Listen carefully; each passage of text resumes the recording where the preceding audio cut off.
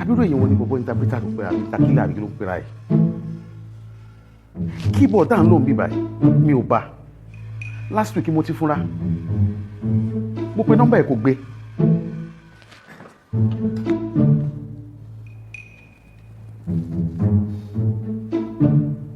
Yes, orin kò gbé.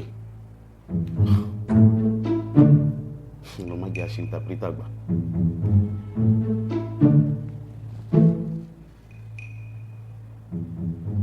Hello, interkiller àbí interpreter àbí kí ló pera ẹ̀? Who is this? Ìyẹn èmi náà. Ganzelo. Ẹ kú ọjọ́ mẹ́ta. Well done for 3 days. Kí ni nǹkan tó ń ṣẹlẹ̀? If I may ask, keyboard wa tá à ń lò tá a fi ṣe praise and worship dà. Mo notice pé mi ò rí nínú counseling room. Ẹ̀yin fúnra yín sà, ẹ̀yin náà ẹ̀ wá. Èmi ti gba leave o. I have collect leave. And as for your keyboard, I have used it as collateral until you pay me my salary. Interkiller, interpreter. Be calming down now. Owó àtọ̀ èèyàn ló máa kú o. Èèyàn máa jápa. Kò ní kú anybody. Èèyàn máa jápa. Ní sùúrù salary. Ṣé o ti pọ́dún kan ni? So, okay, I'm supposed to. Ó yẹ kí n ṣiṣẹ́ fọ́dún kan kẹ́ tó wá san. So, annual salary lẹ́yìn máa ń san. See, Mr. Counselor, your level of callousness and rigidity is so inhumane, and I'm not ready to deal with that. Mo fọlọ́ ń bẹ̀. Máa bọ̀ counseling room. Ṣètò owó báyìí transfer gbogbo ẹ̀ máa fọ ẹ̀ lówó ẹ̀. Interkiller interpreter. As long as my effort is being rewarded with monetary value, I have no problem. Interpreter. And I'll be expecting you.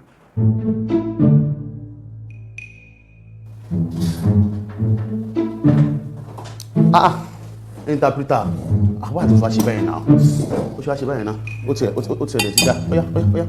Ṣé o bá pẹ́ ní ẹni kẹ́gbẹ́ṣẹ́? Ká gbé kí wọ́n sáyẹ̀. Let's give me money first. Má ṣe yẹn náà. Ẹ̀yin èèyàn wá ń lé. Kí ni tí a fẹ́ fi gbà yín ní? Àwọn èèyàn wo? Give me money na. Which àwọn èèyàn wo? Fún ẹ lówó yìí. Okay. Network ní problem ní bá ní kí n ṣe transfer fún ẹ. Farabalẹ̀ náà. Network ní problem.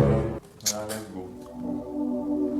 Kí ló ń tà fi gba ara wa ní ìyànjú lónìí? What is it that we want to use to collect our self-advice today? Òun náà ni mo pè ní. Is what I call.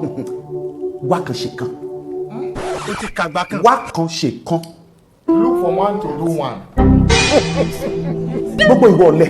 All this unethical attitude. Tó ń gbé gbogbo nǹkan tó fi ń dá ẹni tó ń gbé lọ́dọ̀ rẹ̀. That you are carrying everything to the neck of the person that you are living with. Ìwọ ọmọ orílẹ̀-èdè tó ń dá gbogbo nǹkan dá ìjọba. You the son of the soil that you are.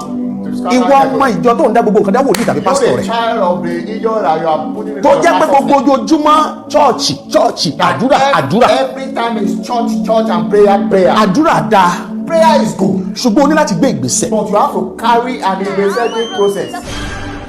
Ara tó ń sọ tó fẹ́ gbowó ojú ẹ̀ náà rẹ̀ wà bá mi bẹ́ẹ̀. O ní láti gbé ìgbésẹ̀. You have to carry an investigative process. O ṣí ṣọ́ọ̀bù sílẹ̀. You open shop down. Láàárọ̀ ọjọ́ Monday. Early Monday morning. Ẹni tó fẹ́ wá bá ẹ ra ọjà. The person that comes to help you buy. Owó ẹdẹ́bẹ̀ láago mẹ́jọ kò bá ẹ. He come to look for you. Oṣù wà nípàdé àdúrà. You are in a prayer meeting. Àdúrà sì ti gbà. And prayer has been answered. Alájẹ ló wá ẹ wáyìí. And your agent finder have looked for customer client. Okay. Your client have now locate you. Ó wá dé ọ́fíìsì wọn wá bá ẹ. He locate you to your office. Aago méjìlá lù oṣù wa church. Maybe 12 o'clock knack he did not meet you in shop. Báwo náà ti báwo. 12 o'clock ring he did not meet you in shop. Aago kan lù, aago méjì lù. 1 knack, 2 knack, and 2 ring he did not still meet you in shop. Ó ní ẹ̀mí mímọ́ ló sọ wípé ìbátan bá tó tu yín lẹ̀. He said that is the clean spirit that say until you are loose from the. Ó wá ní pé àdúrà ò gbà. And you now say your prayer is not. Customer bíi márùn ti wọ ẹni ṣọ́ọ̀bù dẹ̀ ti. 5 customers have looked for you. Ó jẹ́ kó ṣọ́ṣe. When what it to do. Ṣọ́ṣe. What it to do. Continue. N tí mo ń gbìyànjú àti sọ fún ẹ.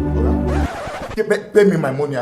Give me cash. Fún mi lówó kí n bá máa. Jẹ́ ká parí iṣẹ́ ìní, ká bá parí iṣẹ́ ìní. We are not going anywhere again. Give me money. Tábà tí n bá tiẹ̀ ní pé ok mo fẹ́ nẹ́tíwọ̀kì mi ò dáa. Cash mo fẹ́. Kò sí cash, this is cashless policy tó wà níbi ìnáwó.